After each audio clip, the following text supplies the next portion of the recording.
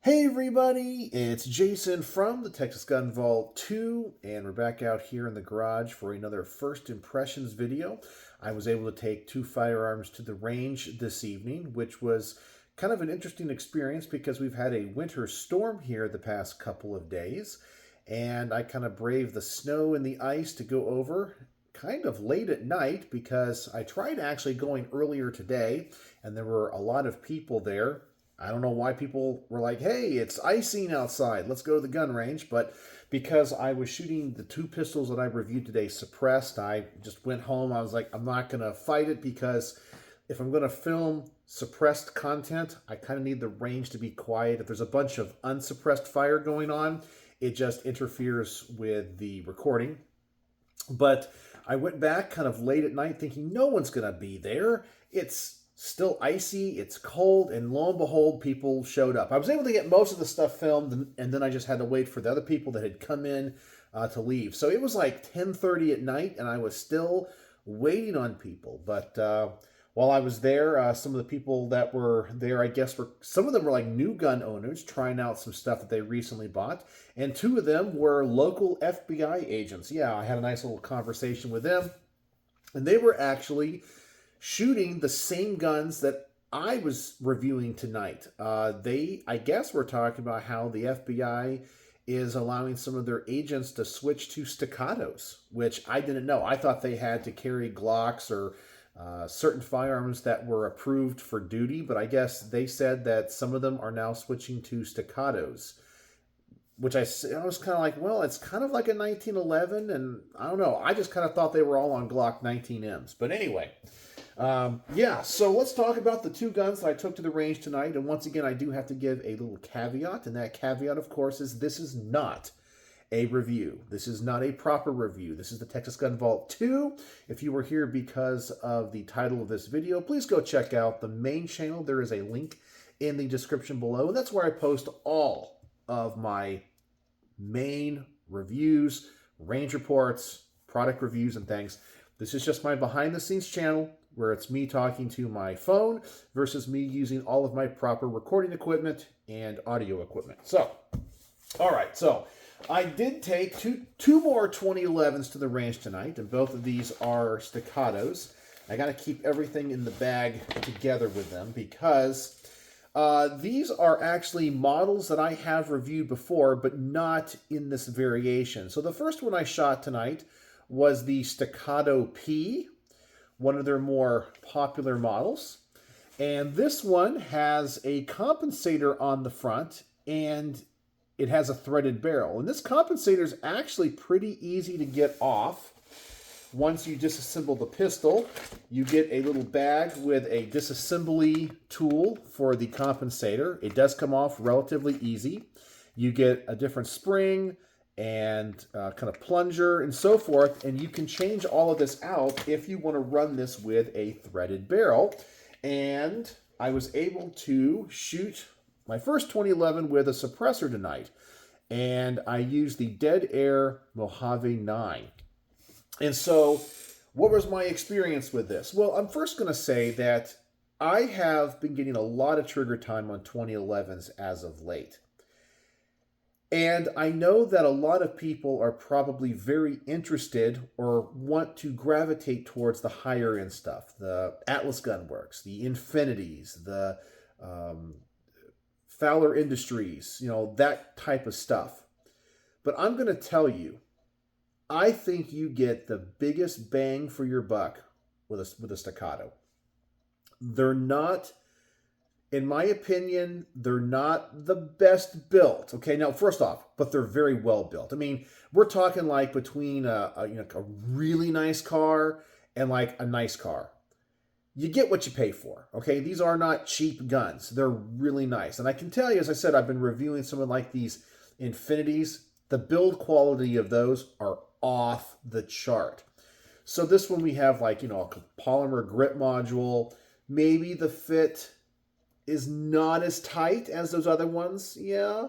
But let me tell you, you get a very accurate pistol at a pretty good price. So if you're interested in 2011s, you get the biggest bang for your buck. This is kind of what I was referring to in a previous video as peak gun. And what I mean by that is as you pay more money, you get a better gun with more features, but there comes a point when you begin to have the law of diminishing returns come into effect, where the difference between a $1,000 gun and a $2,000 gun is gigantic. But the difference between a $2,000 gun and a $3,000 gun is not as much, and so forth. And once you start getting above $3,000, $4,000, $5,000, you don't get as much for your extra money. But the Staccatos, for me, shoot really well. I'm now a discerning enough shooter to be able to shoot a Staccato and go, no, it doesn't feel like an Infinity. It doesn't feel like a Cabot. It doesn't feel like an Atlas. You can tell there's a difference. But I like the Staccatos more. Yeah, maybe it's the fact that their tolerance is just a little bit looser.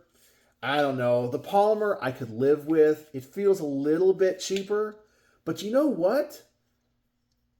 I shoot these just as good. I shoot them just as good. And I don't know. I just think they're a more, not just an affordable gun, but they're a more practical gun. They're still really expensive. I mean, really expensive. But you just get so much gun for the price. But let's talk about the whole purpose of this review, because I have reviewed the Staccato P in the past, but not one with a suppressor. And this gun suppresses great. What a wonderful sound. And it shoots even better suppressed. So the way I decided to do these reviews is the first portion of the range report, when we get to the shooting footage, I shoot the gun with the compensator. Then I shoot the gun without the compensator, just the threaded barrel, but no suppressor. And then finally with the suppressor.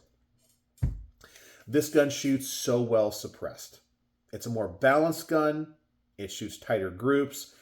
And it's really quiet. Really quiet. Even with 115 grain ball ammunition. Overall great experience with this, extremely accurate, and I can shoot this gun really fast. And that's the other thing too about the Staccatos versus those other high-end guns. The trigger, it's nice. It's really nice, but it's not infinity nice, but I can shoot this one faster. I know, there's something about it. There's something about it.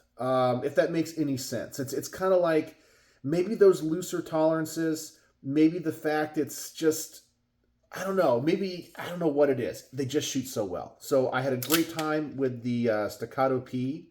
I like the fact this one's more of like a full size. I think it just runs a little bit better than the next one I'm going to show you. So that was my impression on that. And then I did pretty much the same range report, but on the Staccato. This is the C2. Same idea. I think the last one I review did not have the compensator on it or the threaded barrel. This one I don't like as much. Now it shot almost as good. I still like the full-size one a little bit better. I felt it was a little bit more accurate for me. But the recoil spring system, and when you have to change these out, I like the fact that the full-size one is just designed a little bit better, and it uses that recoil spring guide rod that can compress, or once you compress it, there's like a little lever and it holds it all together, where this one does not have that. So when you take this gun apart, it just like falls apart because it doesn't have that recoil guide rod feature. But it can't because it's so much shorter in order to accommodate the shorter spring and so forth. This one has exactly the same feel. Accuracy-wise, the P, 9 out of 10. This one, 7.5 out of 10. Both shot great. I like this one a little bit better. Triggers are pretty much about the same. Features are exactly the same, just one smaller. So both of these I had a really good time with tonight. But the P outshot the C2. But I can see why people would want the C2, because if it's size, it's more like a Glock 19. But these things shoot just as good. as like the Atlas Gunworks and the Infinities. They really do. Are they as cool? No. Are they as well built? No. But man, they shoot just as good. It's just my personal opinion. And as I said, I think I shot enough 2011s now that I'm kind of discerning enough where I can appreciate the build of the nicer guns and the more expensive guns. But I appreciate the quality of gun you get for the, I guess I'm going to call this an entry level 2011, even though it's still really expensive. You get a great gun.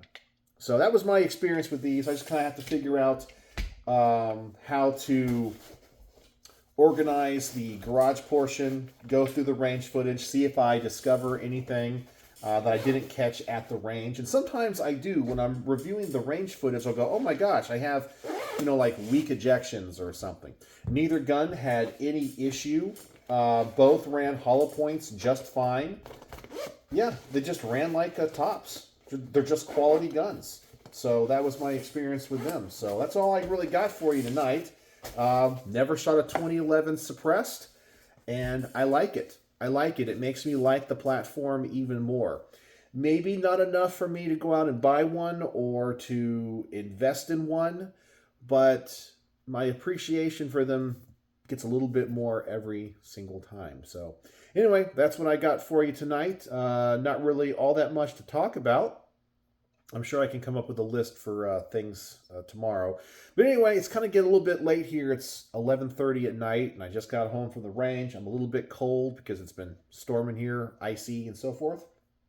So anyway, if you made it to the end of the video, what can the word of the day be? The word of the day is going to be thread. Thread is the word of the day because these barrels were threaded, and I was able to shoot a 2011 suppressed. So let me know your thoughts in the comment section below. What do you think about the quality of Staccato for the price as compared to the other brands? And if you've shot any of the other higher end stuff and shot Staccatos, do you think they're just as good? And can you tell a difference? So, as always, thanks for watching.